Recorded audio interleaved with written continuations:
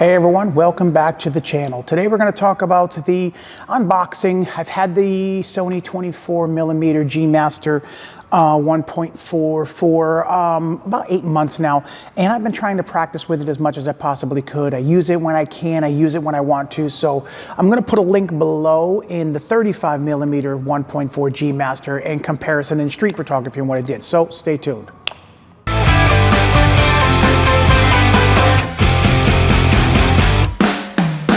Hey everyone, welcome back to the channel. Today we're going to talk about the Sony 24mm G Master 1.4 mounted on the Sony a7R5.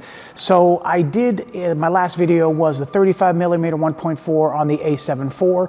Loved it, loved everything about it. Loved everything about it. It was really good perspective-wise to do some street photography with the 35. So I decided I wanted to challenge myself and go for another walk and do the 24mm and just comparison. And they're both good. I was fortunate, I bought one a year after the other. So I'm trying to build my arsenal of lenses for Sony, as I am a wedding photographer and I shoot with the A7. I had A7 III with a 24-70 and 70-200. I upgraded to the A7 IV with the 24-70 and the A7 IV with the 70-200. Both G Masters 2.8 mounted bodies and lenses. And that's my kit, that's my go-to when it comes to that. So I had the 24, I bought it with the intent of maybe doing some, a little bit wider with a little bit lighter of a lens, 24mm prime. I have to say I was okay with it. It was okay. I just feel like I fell in love with the 35 a little bit more. It gave me a little bit further back, or per se, a little bit closer in on my pictures that I was taking. The 24 is just that wider. So I do have the Sigma 16mm 1.2 that I have, and I have it mounted on my a6600 for video, for recording on my Sony a6600. So I love that lens. That's my video lens. That's the one I just dedicated for my YouTube channel and YouTube. So today I'm outside of my studio. This is the outside wall of my studio. I picked up this amazing black, unique 50s chair. Goes up and down. I bought it at Brimfield Flea Market. I paid $10 for it. So I love unique chairs. The problem that I have is I have so many unique chairs that I can't put them together in the same room because it looks like a flea market exploded. So I have to use them individually when it comes to that. So back to the lens. I love it. I loved everything about it. What I really loved about it, and I did on purpose, is I did the a7 IV on the 35. So when I hit the crop sensor button, it gave me that extra punch in 1.5 times on the 35mm. I did the same on the A7R4 that I have with the 24. So I did like the 24mm and then cropping in 1.5 to get that extra punch in. And everybody knows that anytime you hit the crop sensor button, you cut the pixels in half. So this is a 60 megapixel camera body. This is way, in my opinion. I bought this because the technology, when I had the a7 III, there was a sale on the a7R4. The a7 IV wasn't even out yet. I bought the a7R4 even though I was just going to use it for engagement sessions, or I was going to use it for high school seniors, because 60 megapixels per file is very, very large. I don't need anything that large, and I found the files very hard to keep up with on the way that I back up my files, memory card wise and external hard drive wise and things like that. So there was no way I would use this for a wedding. But I love the R4 because it has that technology of tracking, which the a7 III didn't.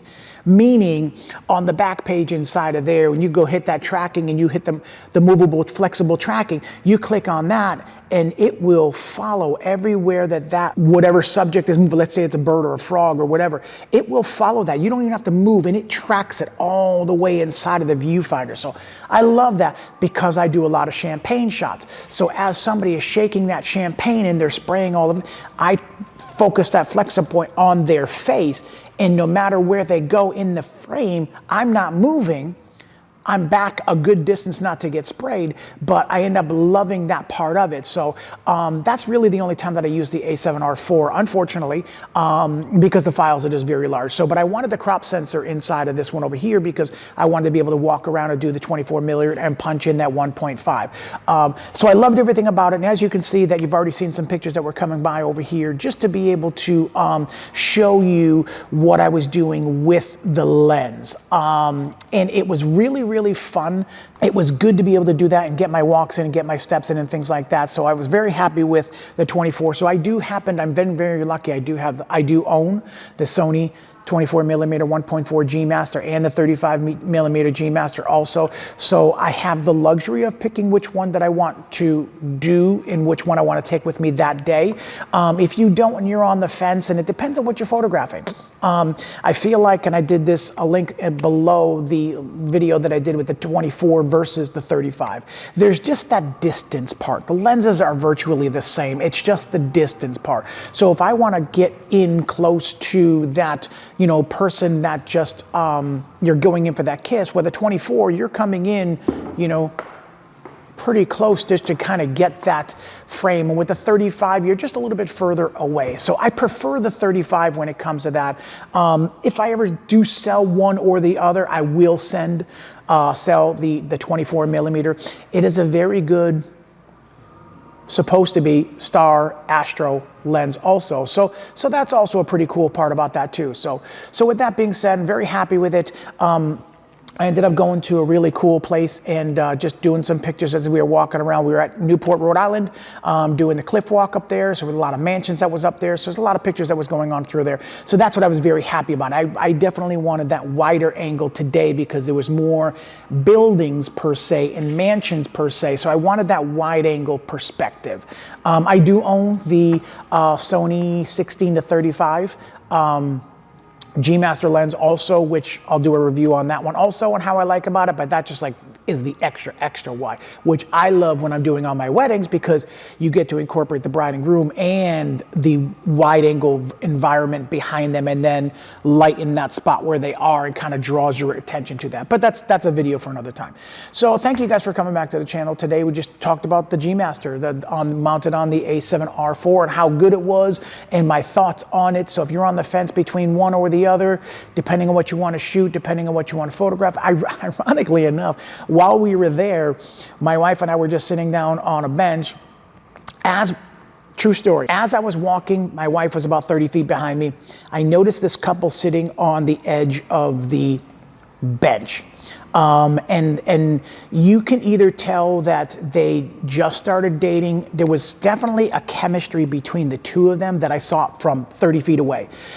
The way she was holding his arm and the way that she was kind of snuggling into his arm kind of thing like that, I was like, wow. I didn't want to be intrusive. So as I was walking, I just had my camera this way here and I clicked that one shot just because I wanted that closed eyes snuggling kind of just not to be intrusive or creepy or anything like that, but it was just a moment there that was just kind of cool.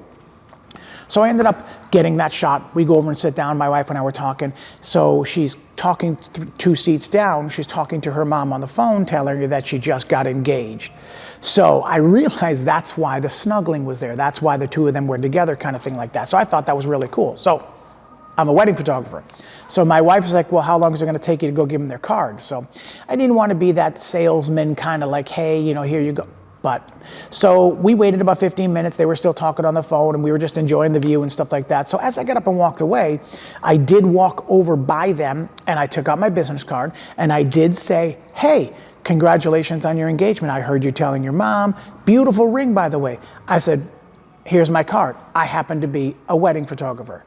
And the first thing she says is, oh my God, what perfect timing that there's a wedding photographer sitting 2 seats down from us after we just got engaged. So I didn't miss the moment with him getting down to the knee because apparently they got engaged someplace else and drove to that spot. So I didn't miss the moment, but it was just the timing of it. So with my 24, I was able to get far enough away without being intrusive. So you always got to be ready in season and out of season. Be ready in time because you just never know who's going to be around you and they're going to ask you for your card. Or mostly what I get is, hey, what kind of camera is that?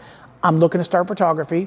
I want to get a camera. Where do I start? For me, Sony A7 III mirrorless, anything mirrorless. Start with a 50 millimeter, start with an 85 millimeter, but that's a subject for another time. We'll do the 24, 1.4. I love it. I keep this in my bag at all times just in case I ever need that lighter prime lens kind of thing like that. So thank you guys for coming back to the channel. Hit that like button, come back again, and tell me what you think. Leave some comments below. Am I right? Am I wrong? Your opinions matter. If there's a video you guys want me to talk about with any of the Sony cameras or any of the Sony lenses, kind of thing like that, you want to know my opinion, let me know. Other than that, keep smiling because it hurts less. Peace.